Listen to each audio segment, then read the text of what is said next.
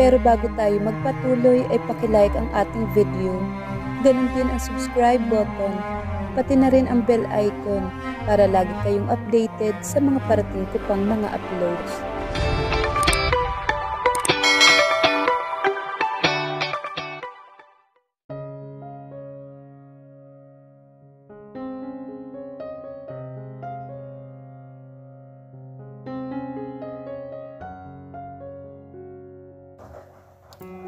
Pagkatapos nilang mag-dinner ay nag-alok si Anthony na ito na raw ang maghahatid sa kanila.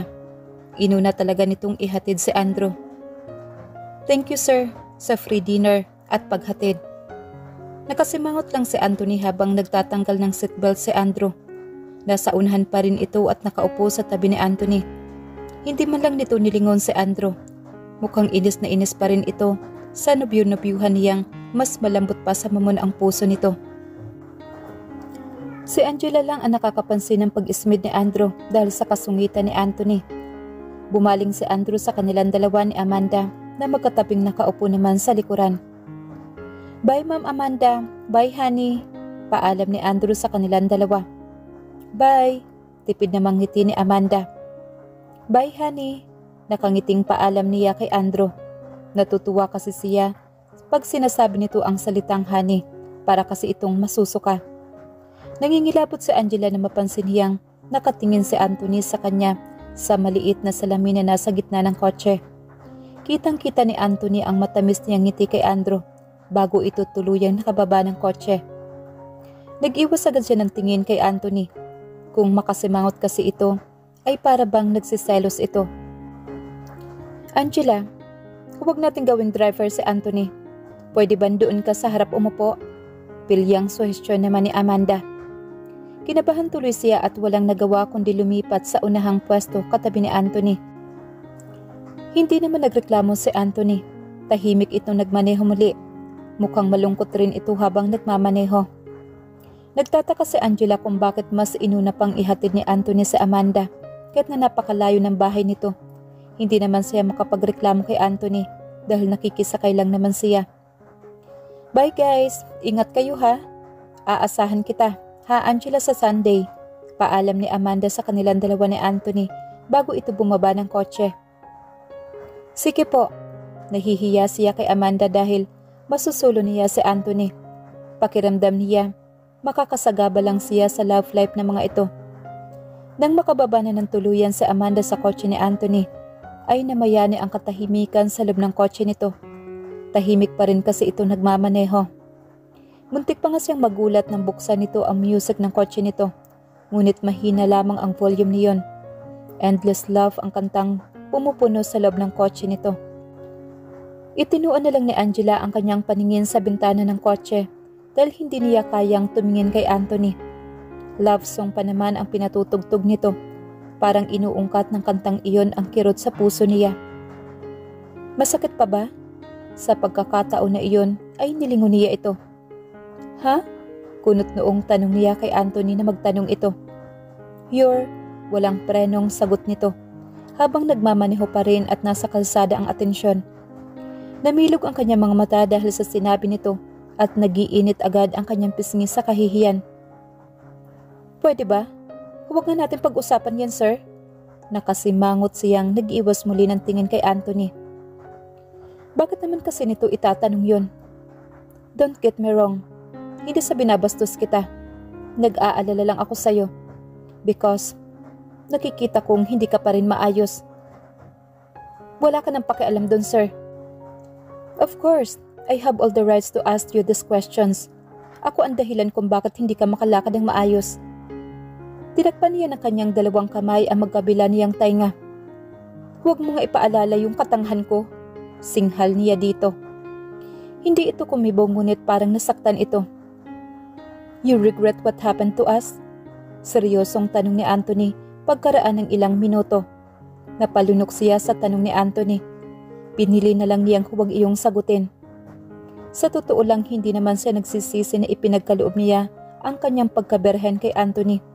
Mahal niya ito at wala siyang pinagsisisihan. Ngunit kailangan niyang tanggapin na may iba na talaga itong babaeng minamahal. "Answer me." "Oo." pagsisinungaling niya para matigil na ito. Sa wakas natigil nga ito sa pagtatanong tungkol sa nangyari sa kanila noong isang gabi. Tumahimik lang ito hanggang makarating sila sa tapat ng kanyang apartment. Tinanggal niya ang kanyang seatbelt. "Salamat, sir." Hindi ito kumibo. Halatang malungkot ito at hindi man lang tumingin sa kanya. Napalunok si Angela. Dahan-dahan siyang bumaba sa kotse nito. Hinihintay niya pa rin na magpaalam rin ito sa kanya, ngunit nakababa na siya at naisara na niya ang pintuan ng kotse nito ay wala itong sinasabing kahit na ano. Malungkot na lang niyang pinanood ang paglayo ng kotse ni Anthony. Parang kagabi lang, napakasweet pa nilang dalawa. Halos hindi nga maputol ang paghahalikan nila. Ngunit ngayon, kahit isang good night na salita ay wala itong sinabi sa kanya. Bagsak ang kanyang mga balikat nang pumasok siya sa loob ng kanyang apartment. Parang gusto niyang umiyak. Minabuti na lang niyang mag-shower upang doon na rin siya iiyak mag-isa. At least, hindi siya maririnig ng ibang tao na nakatira sa kabilang unit. Binuksan niya ang warm shower. Umupo siya sa bathtub at kahit may damit pa siya ay nagpakabasa siya doon sa ilalim na maligamgam na tubig na nagmumula sa shower. Oo, masakit pa. Sobrang sakit. Unti-unti na niyang pinakawalan ang mga hikbi at luhang kanina pa niya gustong ilabas. Simula nang marinig niya ang pag-uusap ni Amanda at ni Anthony sa pribadong opisina nito kaninang umaga. Napakasakit ng mga narinig niya. Hanggang ngayon si Amanda pa rin ang gusto nito. Si Amanda pa rin ang mahal nito. Mahal kita. Mahal na mahal kita. Buwisit ka, Anthony. Sinong niloko mo? Inulit lang ng mga katagang sinasabi ni Anthony noong isang gabi bago may mangyari sa kanilang dalawa. Sinabi nito sa kanya na mahal siya nito upang maka-score lamang ito. Nakasampung rounds pa sila, kaya naman pala halos malumpo siya. Pagkatapos niya mag-emote sa ilalim ng shower, ay hinubad na niya ang kanyang damit upang makaligo ng maayos. Magdadalawang oras na pala siyang nag-i-emote sa banyo. Panigurado, malaki ang water bill niya, kaya nag-aaksaya lamang siya ng tubig. Habang nagsisipilyo siya, napansin niyang namumugto agad ang kanyang mga mata. Mahapdi na rin ang paligid ng mga mata niya dahil sa pag-iyak niya. Nagbihis na siya ng pantulog na damit. Isang ternong kulay asol na pajama ang napili niyang isuot. Habang nagpapatuyo siya ng kanyang buhok sa kanyang mini blower, ay biglang tumunog ang doorbell ng kanyang apartment. Halos napatalon siya sa gulat dahil mag-aalas 12 na ng gabi. Sino naman kaya ang pupunta sa kanya sa ganitong oras? Nakakunot ang kanyang noo habang papalapit siya sa pintuan. "Sino yan?" Kinakabahan na tanong niya. "Love," sambit naman ni Anthony sa labas ng pintuan. Nanlaki ang kanyang mga mata nang makilala niya ang pamilyar na boses ni Anthony. At ito lamang ang tumatawag sa kanya ng love. Agad niyang pinagbuksan ng pintuan si Anthony. Mapungay ang mga mata nito na halatang lasing na lasing. Muntik pa nga itong masubsob sa kanya. Mabuti na lang at napahawak ito sa gilid ng pintuan. Namumula ang mga pisngi nito dahil sa kalasingan. Langong-lango na ito ng alak. Amoy na amoy rin ni Angela ang alkohol na ininom nito. Mukhang naparami iyon dahil lasing na lasing ito. "Love," pasuray-suray itong pumasok sa loob ng kanyang apartment na tila hinahanap siya. "Ano bang ginagawa mo dito, Sir Anthony? Lasing na lasing ka." "Love, nandiyan ka pala. Hindi kita nakita, ang liit mo kasi." Nakuha pang magbiro ni Anthony na mapatingin ito sa kanya. Kunot na kunot pa rin ang kanyang noo. "Ano bang ginagawa mo rito?" Tanong ulit niya dahil lumapit si Anthony sa kanya at bigla na lang nitong hinapit ang kanyang baywang. Niyakap siya nito na mahigpit. "Akala ko okay na tayo." Sinisinok-sinok pa na sabi ni Anthony habang yakap-yakap siya nito. "Akala ko maayos na tayo, love." Kumakala siya sa pagkakayakap ni Anthony ngunit masyado itong malakas. Hindi siya makawala sa mahigpit na yakap nito. "Ano ba? Bitiwan mo nga ako." "Ano bang nagustuhan mo sa Andrew na yon? He's gay. Sa tingin ko bakla yon." Parang bata itong nakayakap sa kanya. Kung nasa ibang sitwasyon lamang sila, ay baka natawa siya sa sinabi ni Anthony. Napansin rin pala nito ang tunay na pagkatao ni Andrew. Ngunit syempre, hinding-hindi niya aaminin iyon. Mabuti pa umuwi ka na, Anthony. No, I want to stay here with you. Hindi pwede. Tumahimik si Anthony. Maya-maya lamang ay naririnig na niyang umiiyak ito ng tahimik habang pasinok-sinok ito. My mom once told me, don't love the person who doesn't love you. Masasaktan ka ng sobra. I guess my mom was right. Parang piniga naman ang kanyang puso sa sinabi ni Anthony. Tahimik na lang rin siyang napaiyak dito. Bago mamatay si mama, nakita ko kung gaano niya kamahal ang daddy ko. Pero hindi siya kahit kailan minahal ng daddy ko. Dahil si tita lang talaga ang mahal ng dad ko. Hindi tuloy maiwasan ni Anthony maalala ang sinabi ng nanay nito bago ito namatay. Anak, makinig ka sa akin. Ginagap ni Anthony ang halos butot balat ng kamay ng kanyang ina. Matagal na itong lumalaban sa sakit na cancer. Ngunit ngayon ay tila nanghihina na ito ng husto at anumang sandali pa ipakiramdam niya, iiwanan na siya nito.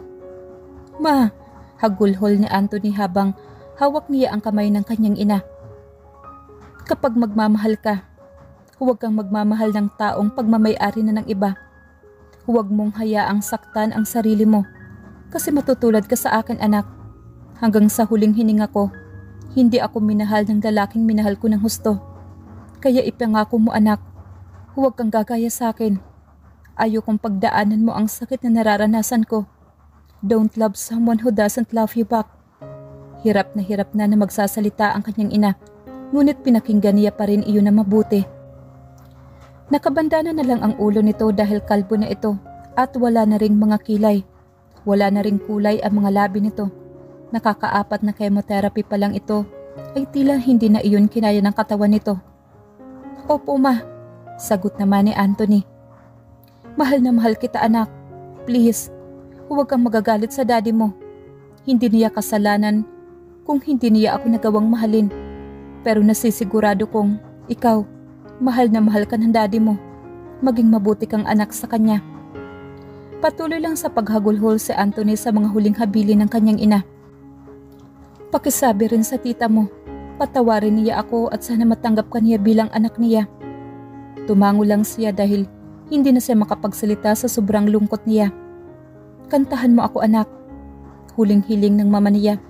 Palagi kasi itong nagpapakanta sa kanya dahil ito lamang ang nakakaalam ng talent niya sa pagkanta. Kahit hindi na siya makakanta ng maayos, ay sinubukan pa rin niyang mahandugan ng isang kanta ang mama niya. Nakatingin ang mama niya sa kanya habang kinakantahan niya ito ng paborito nitong kanta, hanggang sa unti-unti na lang nitong ipinikit ang mga mata at tuluyan na siyang iniwan. Anthony, naramdaman ni Angela na nakatulog na si Anthony habang nakayakap sa kanya. Bigla kasi itong bumigat at halos masubsob tuloy sila sa sahig. Tuluyan na nga nakatulog sa sobrang kalasingan si Anthony. Ginawa niya ang lahat upang mailagay ito sa sofa upang kahit papaano ay maging maayos ang tutulugan nito. Kinabukasan iniwanan na lang ni Angela si Anthony sa loob ng kanyang apartment at maaga siyang pumasok sa Royal Corporation. Nilutuan muna niya ito ng lugaw upang mawala ang hangover nito pagkagising nito. Nag-iwan na lang siya ng maliit na note sa gilid nito. Napakamot sa kanyang ulo si Angela nang mabasa niya ang text message ng kanyang ina. From Mama. Ano bang pinagagawa mo dyan? Sino yung Poncio Pilatong nobyo mo ha? May nakapagsabi sa akin na may nobyo ka na dyan. Umayos ka anak. Mamili ka naman yung mabait at pogi. Napabuga siya sa hangin dahil sino kaya ang nagsumbong sa kanyang ina na mayroon siyang nobyo? Marahil ang mga tsismosa niyang katrabaho.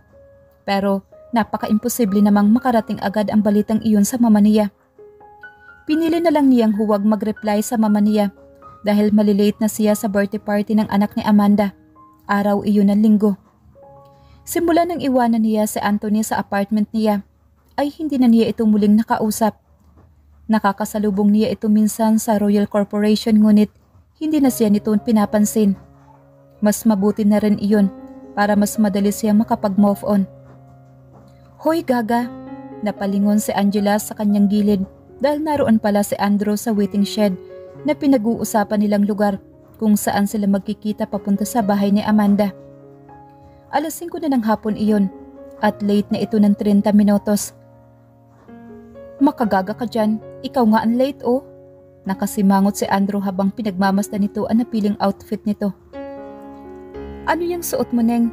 Dismayadong tanong ni Andrew habang nakatingin ito sa kanyang faded jeans at black t-shirt na tinurnuhan niya ng white rubber shoes. Damit! Sarkastiko niyang sagot naman kay Andrew. Samantalang ito ay nakatoksido pa. Nais tuloy niyang matawa dahil halatang nag-effort pa si Andrew ng araw na iyon. Halatang pinaghandaan nito iyon. Gaga ka talaga, Angela. Dinner party yun. Para kang pupunta sa SM lang yan. Ano naman, kakain lang naman tayo. At least, may gift akong dala. Ikaw nga wala oh. Biro naman niya kay Andrew. Kumapit si Andrew sa braso niya. Hati na tayo dyan. Alam mo namang gipit ang budget ko ngayon. Oo na, natatawang sabi na lang niya sa kaibigan. Inilagay naman talaga niya ang pangalan nito sa kanyang regalo dahil alam niyang kuripot ito. Laruan ang regalo niya para sa anak ni Amanda.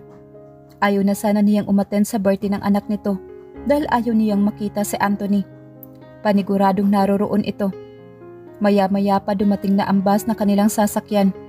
Pinagtitinginan tuloy si Andrew ng ibang tao. Gwapong-gwapo kasi ito sa suot nitong tuksido ngayon. Kung alam lang ng mga taong pusong mamon ito, ay manghihinayang ang mga ito. Alam mo, para kang timang dyan sa suot mo. Bakit pa kasi nagsuot ka ng ganyan? Hindi matiis na sabihin iyon kay Andrew. Hay naku Angela, ikaw magmumukhang timang mamaya no? For sure. Panay mayayaman ang mga bisita ni Ma'am Amanda. Aba ayoko magmukhang basahan doon no? Napapailing na lang siya. Pati pamasahe sa bus, nagpalibre pa ang bruha sa kanya. Nang makarating sila sa subdivision ng malaking bahay ni Amanda, ay agad siyang pinatuloy ng mga gwardya doon. Halos ginabi na sila dahil napakalayo ng bahay nito. Mag-aalas 7 na ng gabi. Nakatanggap agad siya ng tawag mula kay Amanda habang naglalakad sila papunta sa mansyon nito. Wala kasi silang kotse pareho ni Andrew, kaya heto, naglalakad lamang sila. Hello? Angela, nasaan na kayo? Tanong ni Amanda sa kabilang linya. Magkahawak kamay pa silang naglalakad ni Andrew. Napakasweet kasi nitong si Andrew bilang kaibigan. Malapit na kami, Amanda. Sagot naman niya.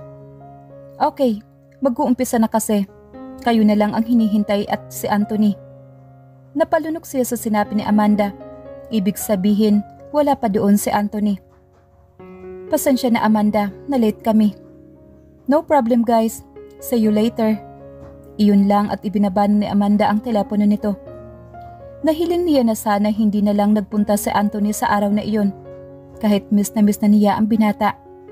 Isang malakas na busina ang nagpatabi sa kanilang dalawa ni Andrew sa gilid. Isang itim na sasakyan ang humaharurot sa harapan nila. Pareho silang kinakabahan ni Andrew dahil sa pagkagulat nila. Sabay silang napatili ni Andrew ngunit dire-diretso lamang ang kotseng itim na humarurot palayo sa kanila. Sira ulo ba yun? Inis na sambit ni Andrew habang nakahawak ito sa bandang dibdib nito. Kinakabahan ako dun ha, sabi naman niya. Sino kaya ang driver niyon? Napakawalang modo. Ilang minuto lang dumating na rin sila sa wakas sa mismong bahay ni Amanda. Halos malula si Andrew sa laki ng bahay nito. Di ba iyan yung kotse na bumusina sa atin kanina? Kunot noong tanong ni Angela kay Andrew nang makita niya ang pamilyar na itim na kotseng nakaparada sa unahan ng parking lot. Aba oo nga. Ibig sabihin, si Anthony yun? Walang duda niyang sabi. Si Sir Anthony?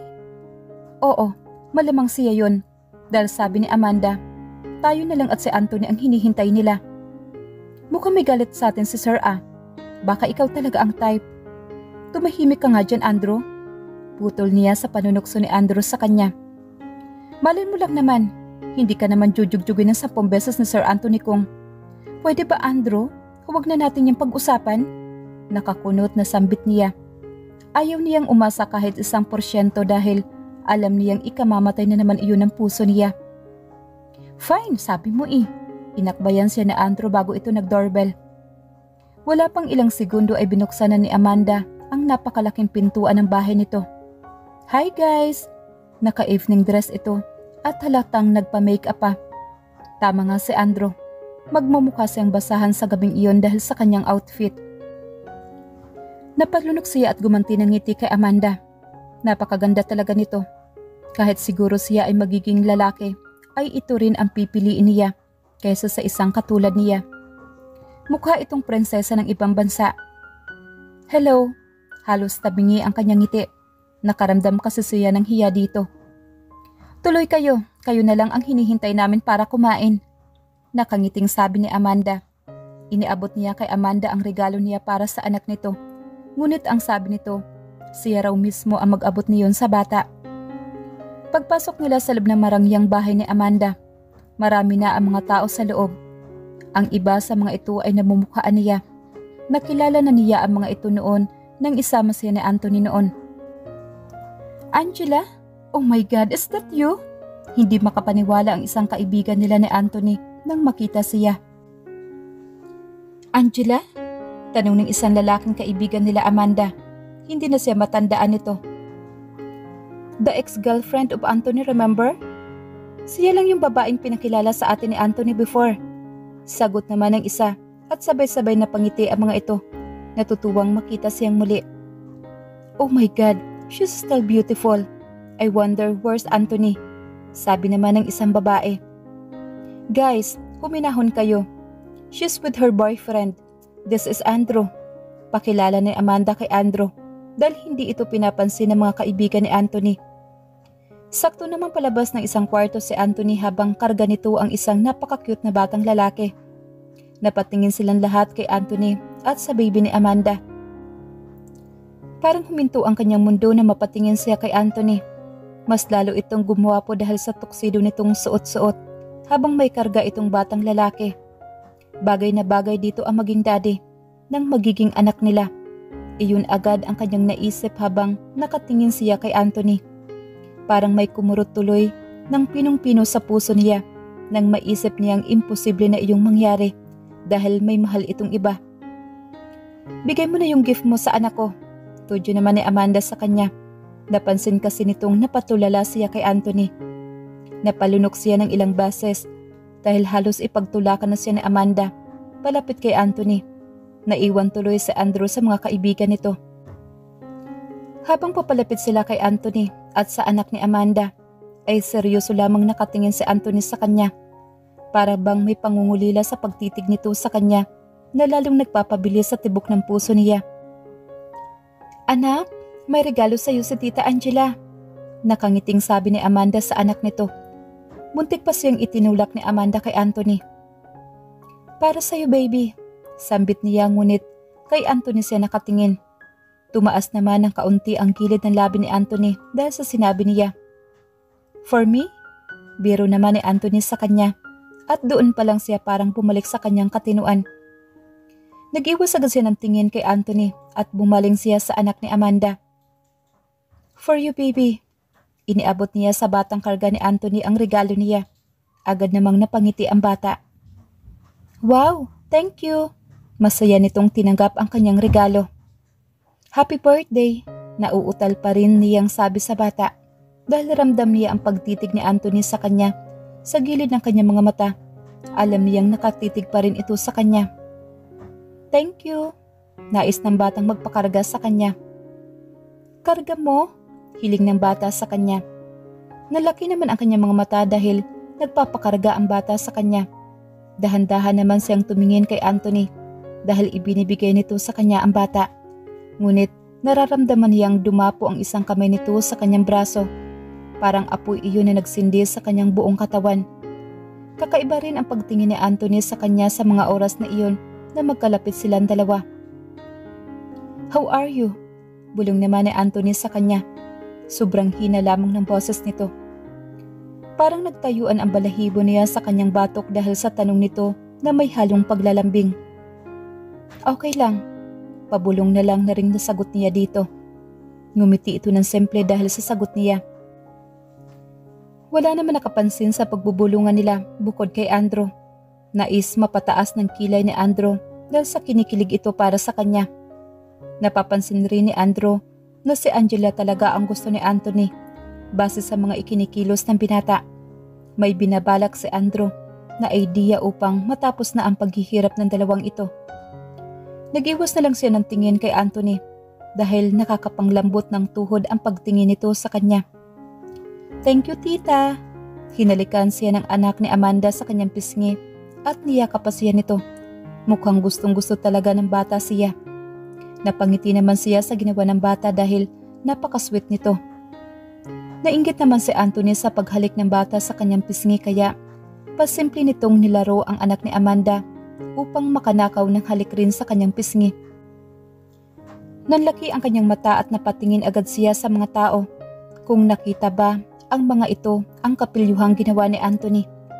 Mabuti na lang at wala dahil busy na ang mga ito sa pagkuha ng mga pagkain. Ngumisi lang ang binata bago ito na unang pumunta sa buffet table kung saan nandoon ang ibang kaibigan nito. Nandoon din si Andrew at panay na ang kuha nito ng mga pagkaing napakatakaw talaga. Samantalang nakatulala pa rin siya sa ginawa ni Anthony. Ramdam niya pa rin ang init ng labi nito sa kanyang pisngi. "Tito, kasyo tita?" Sambit ng baby na karga-karga niya. Kaya pinamulahan siya ng pisngi dahil nakita pala ng bata ang pagnakaw ng halik ni Anthony sa kanyang pisngi. "Kumain na lang tayo, baby." Hiyang-hiya siya sa bata.